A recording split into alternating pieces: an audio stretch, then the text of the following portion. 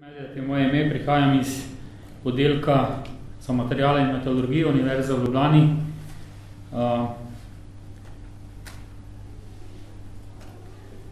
Jaz bi samo kratko predstavil to, kar smo mi v bistvu danes na delavnici govorili iz področja aluminija.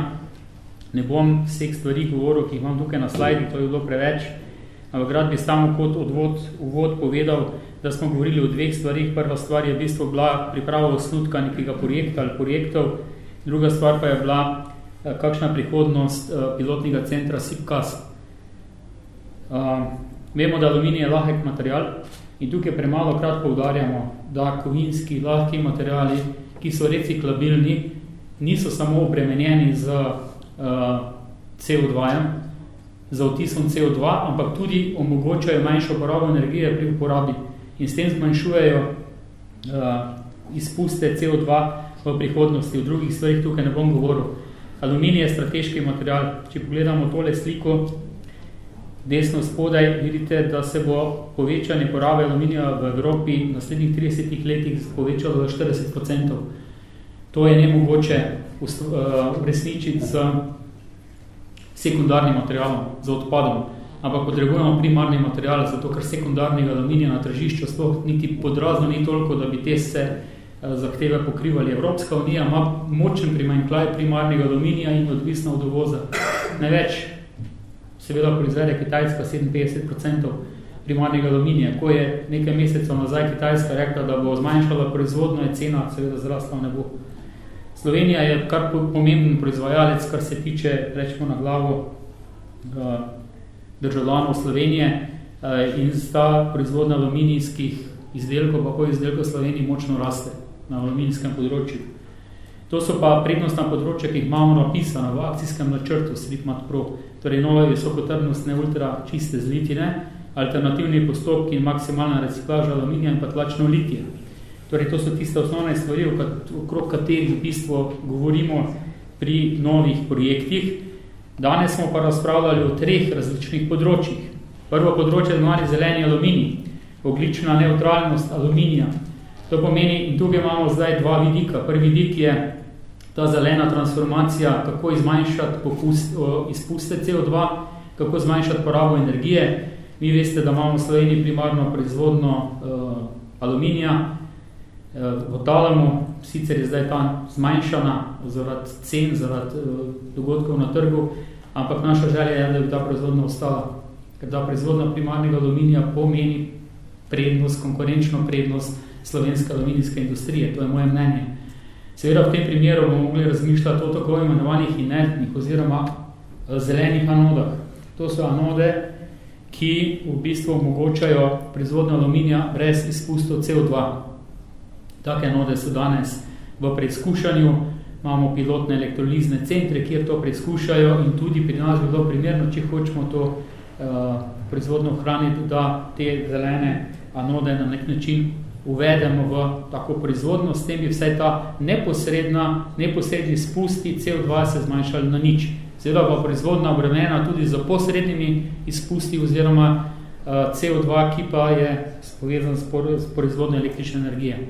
Druga stvar je pa proučitev možnosti ponorja CO2 oziroma zajemanja in pa reciklaža CO2.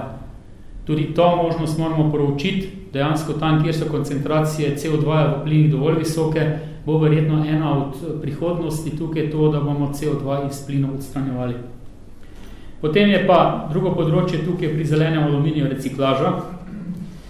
Na trgu, kot so povedali kolegi iz industrije, seveda zdaj je velika bitka za sekundarni aluminij, ker sekundarni aluminij ali skrep, aluminijski skrep oziroma odpadek, ki se prekategorizira v sekundarni material, v bistvu je borba za ta material, ker ga ni dovolj na razpolago.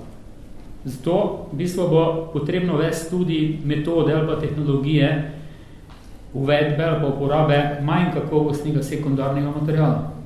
Kar pomeni tak material, seveda ne omogoča izdelavo najbolj kakovostnih oziroma visoko kakovostnih izdelkov, seveda pa z določenimi tehnologijami lahko to izboljšamo.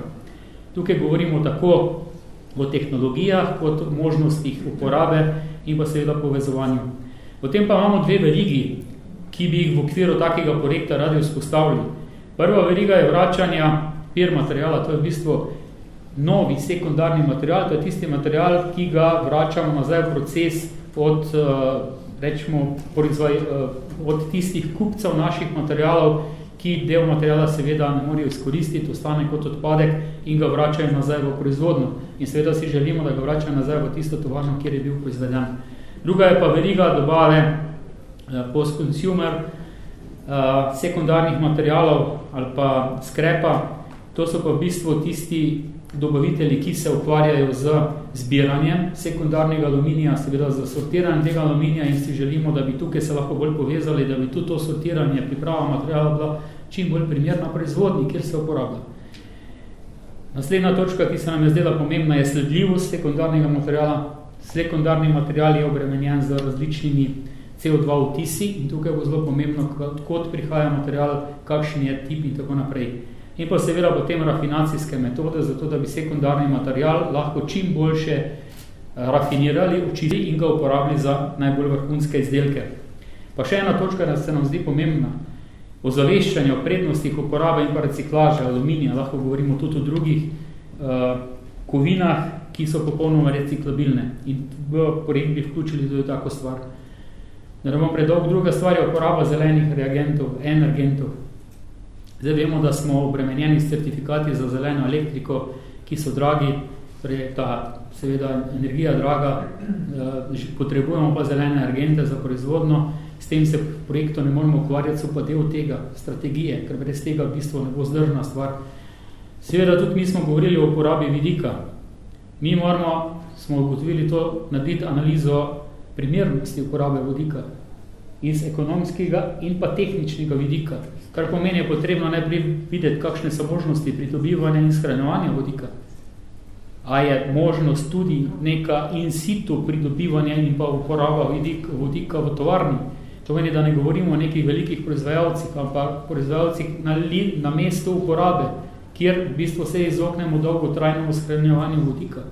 Potem pa seveda, kar se tiče metalurških procesov, materialnih procesov, kako vpliva uporaba vodika na kakovost naše taline in pa končnega produkta. Mi vemo, s tem, ko bomo povečali koncentracijo vodika, se bo parcialni tlak vodika povečala se bo toknost vodika v talini in s tem seveda se povzročijo določene težave, torej odstranjevanje vodika. Še ena točka, ki smo se tukaj dotaknili, je pa reciklaža energije, torej uporaba tiste energije, ki je zdaj neuporabljamo, zaradi hladilnih sistemov, zaradi drugih stvari, ki se pojavljajo v proizvodni, metalurški, zopet širše, ne samo v aluminiju, in kako to energijo čim boljše izkoristiti, uporabiti v koristne namene, naprimer tudi za neko proizvodno ali kakorkoli vodika, če govorimo o tem primeru o tem. Tretja točka pa digitalizacija. Vsi se vrtimo okrog istih stvari praktično, ne? Ampak kaj smo mi zdaj tukaj hoteli? Ja? Če se prav razumemo, ko govorijo, ko so danes govorili predavatelji dopoldan, pa to, kar smo mi govorili, upamo, da je v bistvu tudi taka digitalna podpora proizvodne del digitalizacije. To so točke, ki jih mi vidimo kot del digitalizacijskega procesa.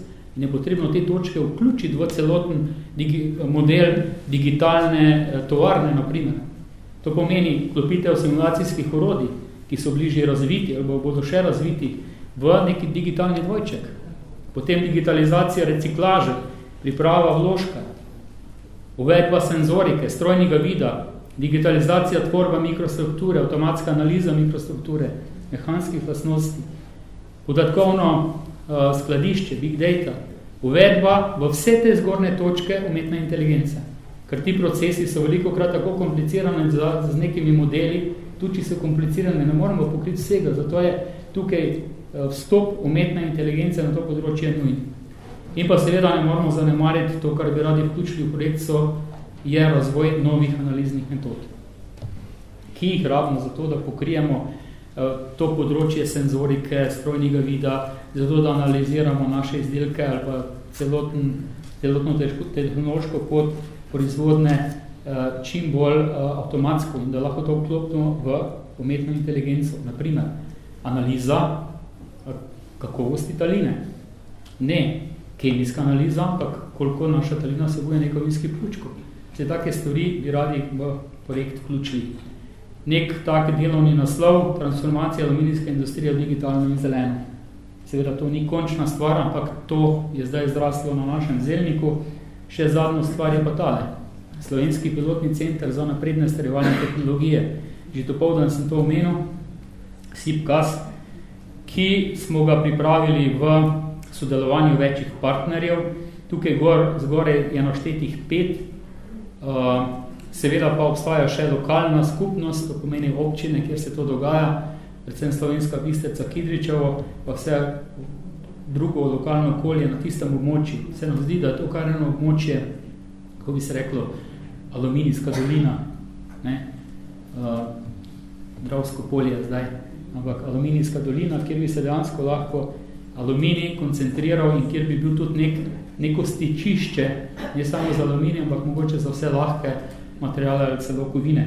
V tem centru ne bom zdaj veliko govoril, ker nimamo časa, verjetno, a ne, predsednik. Bom samo šel skozi. Tole bi pa rad povedal na koncu, da potrebujemo za to projekte in pa da si zelo želimo, da bi ta pilot bil vzpostavljen, ker se nam zdi pilot nujen za povečanje konkurenčnosti podjetij. To je prva točka, druga točka za prenos znanja, za formiranje kadrov od tistega nižjega nivoja, od srednjih šol, fakultet, pa do zaposlenih v podjetjih in seveda kot tisto stečišče, kjer se lahko zbirajo vsi podatki, vse informacije z področja aluminija in drugih lahkih kovin na istem mestu in kjer si lahko izmenjamo vse izkušnje. Hvala lepa.